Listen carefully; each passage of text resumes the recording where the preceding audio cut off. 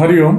हर हर महादेव। एक बहुत ही प्यारा सा सब्जेक्ट है, विषय है, जिससे इस देश का भविष्य जुड़ा हुआ है।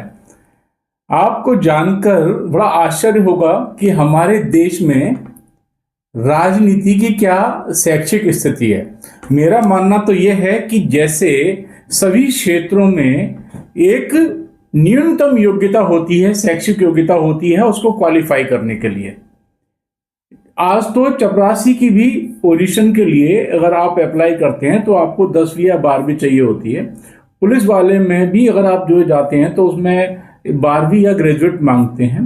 और किसी भी एक अधिकारी वर्ग के परीक्षा के लिए, नौकरी के लिए योग्यताएं जो हैं वो ग्रेजुएशन में तब्दील हो जाती हैं कि मिनिमम ग्रेजुएट चाहिए और साथ में उसका स्पेशलाइजेशन जिस भी फील्ड में होता है वो चाहिए होता है। लेकिन ये हमारे भारत का करिश्मा देखिए कि इस देश में राजनीति में कोई भी शैक्षिकता का न्यूनतम स्तर नहीं है, जबकि राजनीति में मिनिमम योग्यता होनी चाहिए और कम से कम कुछ नहीं तो ग्रेजुएट तो होना ही चाहिए, ताकि आप अपनी बात को कह और समझ सकें। लोकसभा में 2024 का 2024 के आंकड़ों के हिसाब से मैं बात कर रहा हूं, 543 सीटें हैं। आपको जानकर बड़ा आश्चर्य होगा कि 105 एमपी ऐसे हैं जो कि स्कूल पास हैं, 5वीं से 12वीं तक के। और उनमें से भी जो हमारे 31 दल मंत्रियों का मंत्रिमंडल है, केंद्रीय मंत्रिमंडल, उसमें से भी 11 ऐसे मंत्री हैं जो कि सिर्फ स्कूल पास हैं, मतलब ग्रेजुएट भी नहीं है। और आपको जानकर एक बहुत ही सुखद आश्चर्य होगा, सुखद इसलिए बोल रहा हूं, सरकास्टिक आपको, मतलब क्योंकि जीत कर तो हमने भेजा है ना। एक सांसद ऐसा है जो कि अनपढ़ है। यह आधिकारिक बोल रहा हूं, आधिकारिक आंकड़ा है ये। और 17 ऐसे हैं जो डिप्लोमा होल्डर हैं, तो 12वीं पास या डिप्लोमा होल्डर कह सकते हैं। कुल मिला के राज्यसभा में और लोकसभा में 790 सीटें हैं। और आपको ये भी आश्चर्य होगा कि राज्यसभा में भी 17% स्कूल गोइंग एमपीज हैं। इस देश में संसद सबसे बड़ी संस्था है संविधान की, और सांसद देश का भविष्य बनाते हैं, कानून बनाते हैं। अब जब वही अनपढ़ हैं तो बाकी देश का क्या होगा। हमारे यहां ग्राम पंचायत का भी अगर कोई चुनाव कुछ राज्यों में लड़ते हैं तो उसमें 8वीं से 10वीं पास होना जरूरी होता है। लेकिन इस देश में देखिए, इस देश के कर्णधार 5वीं से 12वीं पास हैं। अब आप सोचते हैं कि देश विश्वगुरु बन जाएगा।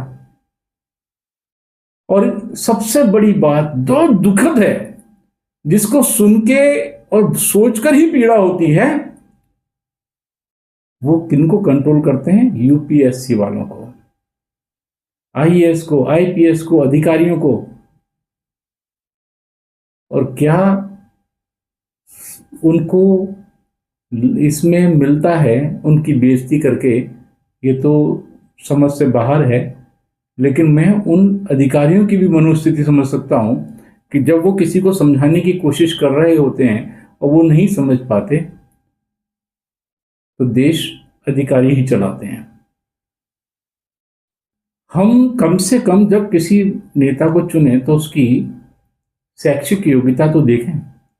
अब आपका यह तर्क इसमें बिल्कुल काम नहीं करेगा कि लीडरशिप क्वालिटी के लिए शैक्षिक योग्यता होना जरूरी नहीं है। ये तब माना जाता था जब हमारे देश में शिक्षा नहीं थी। जब आप हर संवैधानिक पद के लिए एक योग्यता निर्धारित कर सकते हैं, तो सांसदों के लिए क्यों नहीं? उनकी तो और ज्यादा होनी चाहिए।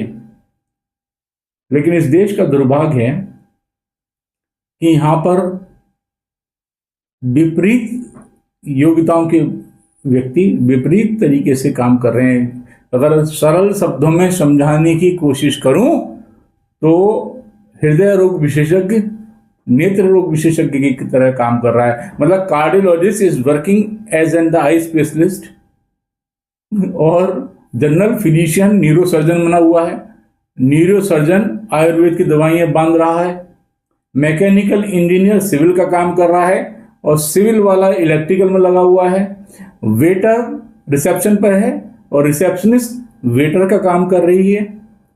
ये हमारे देश में चल रहा है।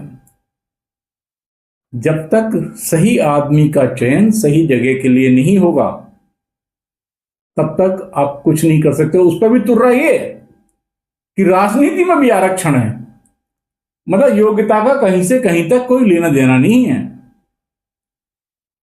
हम ही इसके लिए दोषी हैं कि हम कभी आवाज नहीं उठाते। हम एक लोभ में कि ये हमारे वर्ण की पार्टी है, ये हमें ऐसा करेगी वैसा करेगी, हमारा सत्ता बनी रहेगी, उसमें हम सब भूल जाते हैं कि हमारे देश का, हमारे बच्चों का और हमारा क्या भविष्य होने वाला है। बात बहुत गंभीर है, सोचिएगा जरूर। आपकी जय हो, धर्म की जय हो, भारत माता की जय हो।